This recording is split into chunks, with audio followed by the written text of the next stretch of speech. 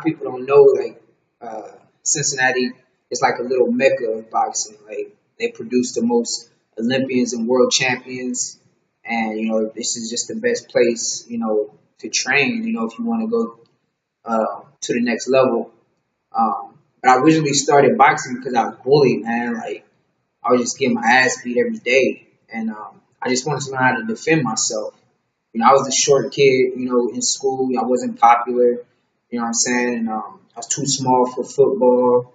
I got cut from the basketball team, So once I started boxing, I finally had a man who was my trainer at the time, who said I could be something. I could be great. I could be a champion. And that idea of just um, being great, that kind of stuck with me. So I decided to, just try this boxing shit out. So after like 60 amateur fights, I was competing everywhere and winning tournaments and winning belts, medals and trophies. I decided, this is what I want to do with the rest of my life. So my stepfather, who's actually from Cincinnati, he said, um, if you want to turn pro, best thing to do is to train with the best fighters train at, which is Cincinnati, Ohio. So long story short, he basically dropped me off to Cincinnati and told me there's no reason to come back to Columbus. Okay. So yeah, now I'm here. I hear you. I hear you. So, somebody understand like right?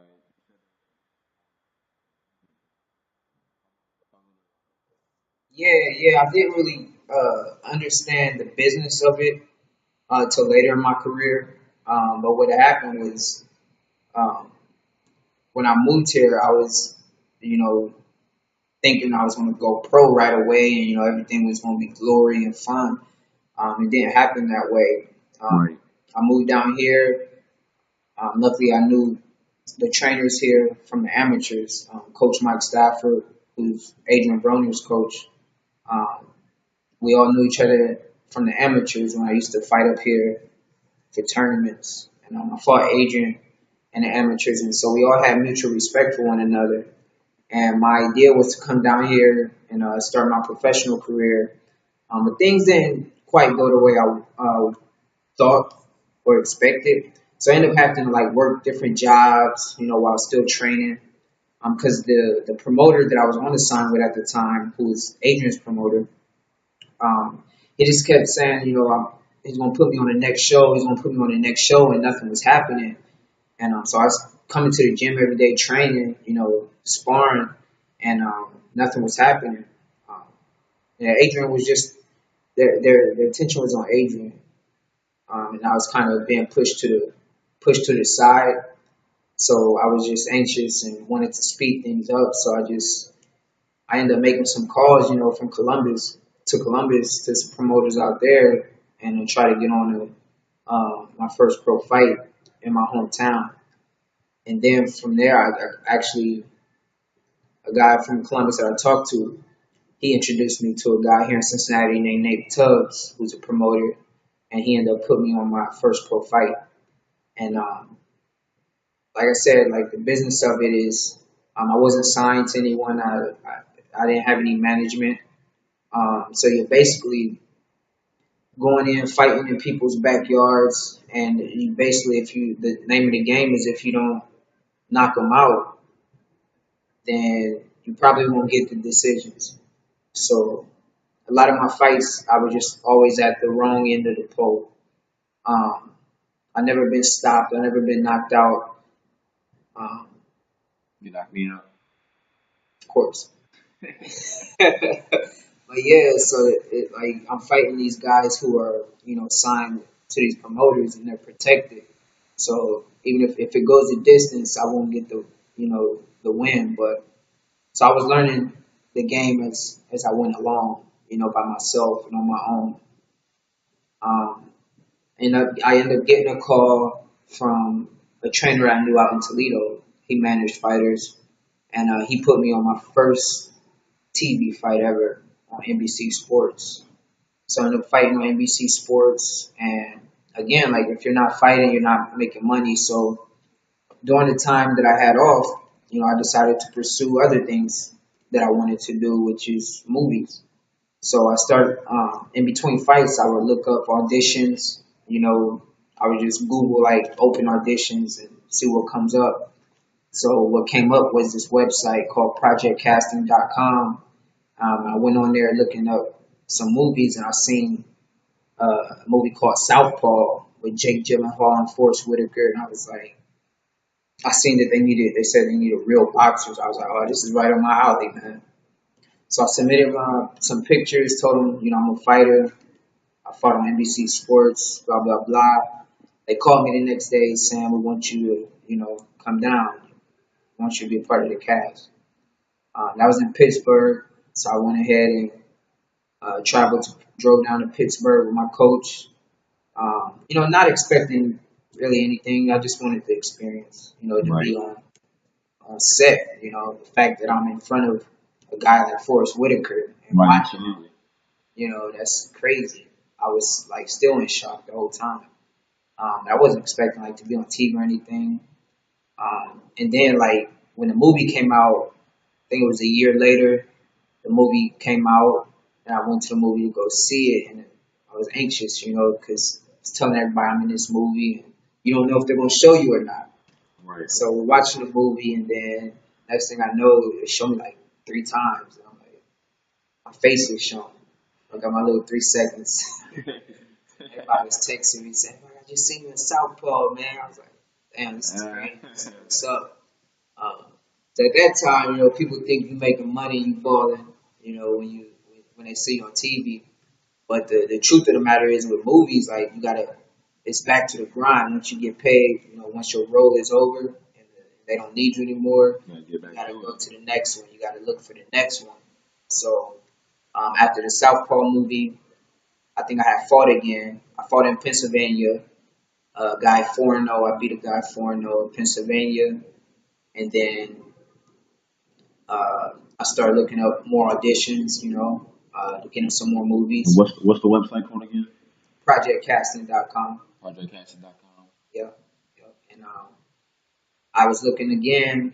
I had some money left over from the fight and nothing but time. So I seen this show called Empire. They said um, they needed people for this club scene. And I'm like, yeah, I can do that. I go to the club. I've worked at a club. So I submitted some pictures and told them, I was in Southpaw, I'm a boxer, blah blah blah. I sent them my whole resume once again, and again, they called me like the next day saying we want you to be a part of this movie.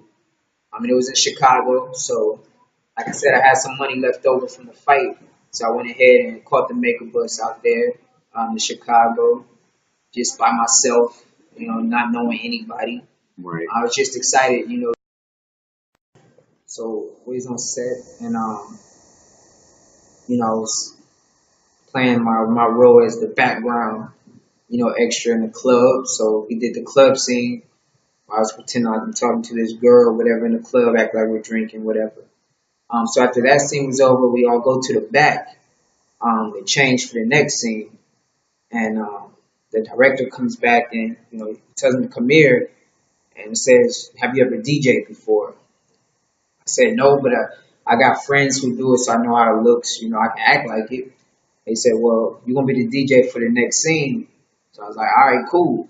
So he put me on this turntable, and again, you never know. I wasn't expecting anything. Most times they don't even show the DJ's face in movies.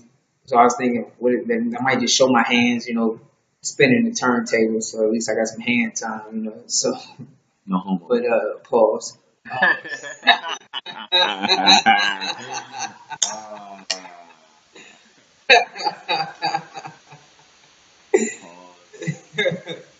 Yeah. So yeah, he was like, "You gonna thank me later after this?" And I was like, "All right, I didn't know anything." So I do my thing, I get into it, acting like I'm doing, DJing, know, and after it was over, um, it's back to the grind, until the show came out, And then I didn't even get to see it when it first came out, but when it did that night, that Wednesday night that it did come back on, people, people were saying they seen me, sending me videos and pictures of me. They showing my face, as the DJ on Empire. I was like, man, that's crazy, man. Right. Yeah, so I was excited about that. Yeah, So would you say, so what type of, let me word this in the most correct way possible. But when you took a break from the boxing, you weren't getting no fights and doing the movies, how did it make you feel, like overall, like what type of voice did it give you? You know what I'm trying to say? yeah. I don't regret anything, that happens. I believe everything happens, for a reason. God has a plan for everything. So I don't, my career, it has its own unique story.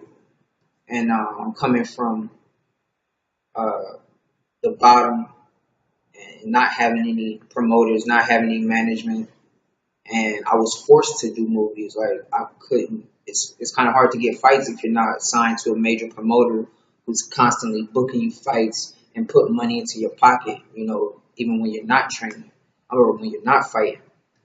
So I decided, as a fighter, you after a fight when you get money, you either spending it or you can use that time to invest it. So during the time that I wasn't fighting, I used the money from from the fights to invest in my acting career and to travel. I pay for my own travel. You know what I'm saying? No help. No help by myself. Right, Kevin. But yeah, I just decided, I wasn't going to stand still and wait for a promoter to call me. I was going to pursue other stuff that I wanted to do, which is movies. And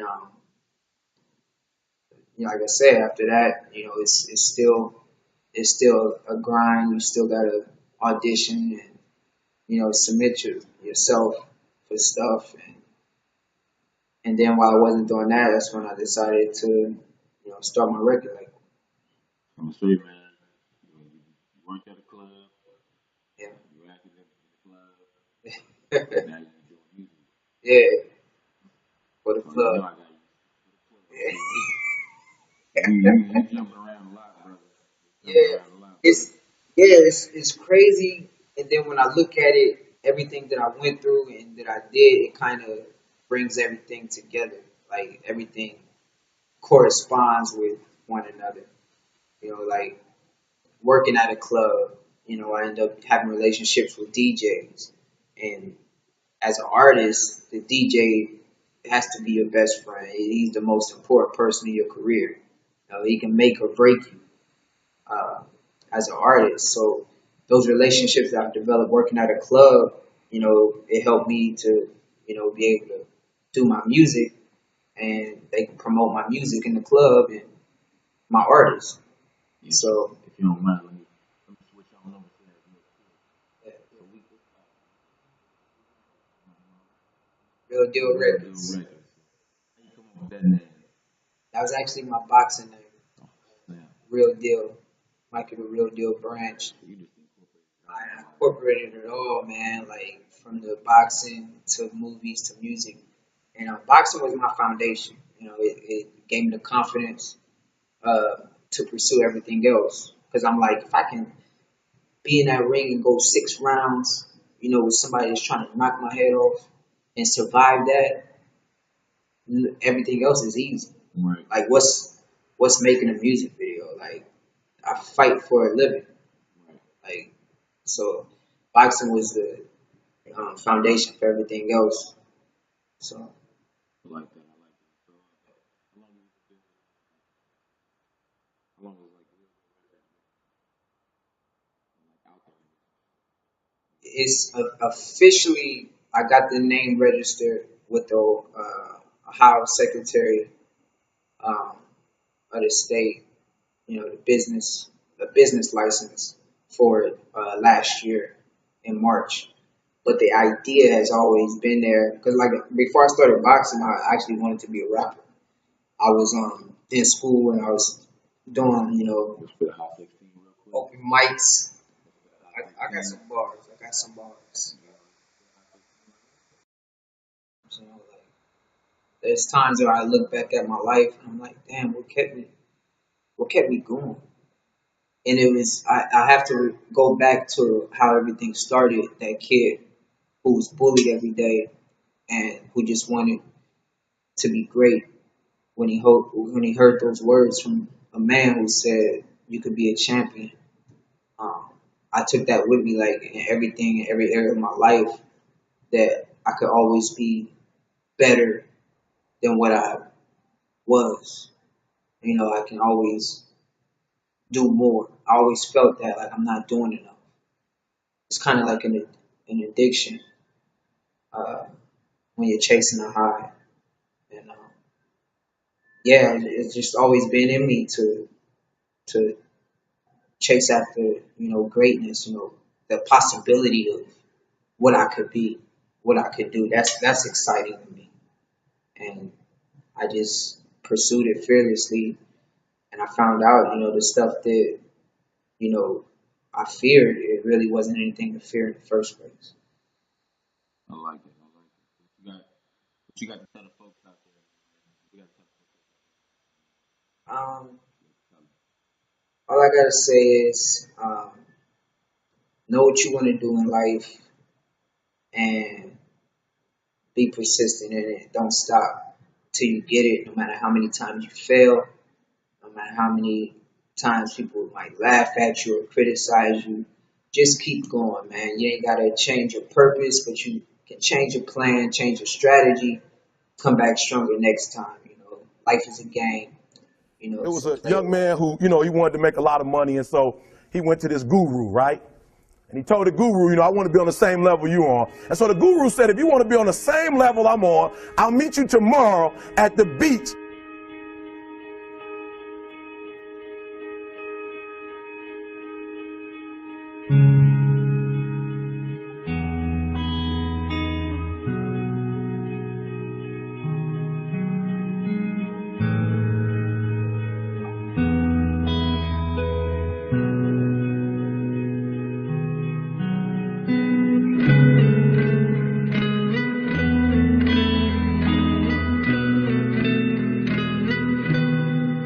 So the young man got there at 4 a.m. He all ready to rock and roll, got on the suit, should have wore shorts. The old man grabs his hand and said, how bad do you want to be successful? He said, real bad. He said, walk on out in the water. So he walks out into the water. Watch this. When he walks out into the water, it goes waist deep. So he like, this guy crazy.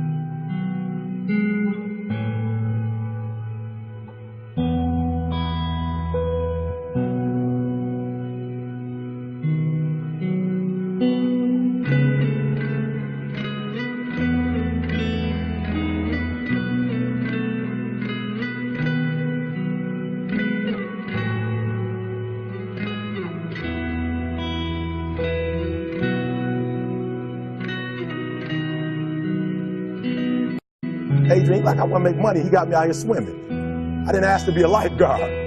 I want to make money. He got me in. So he said, come out a little further. Walked out a little further. Then he had it right around this area, the shoulder area.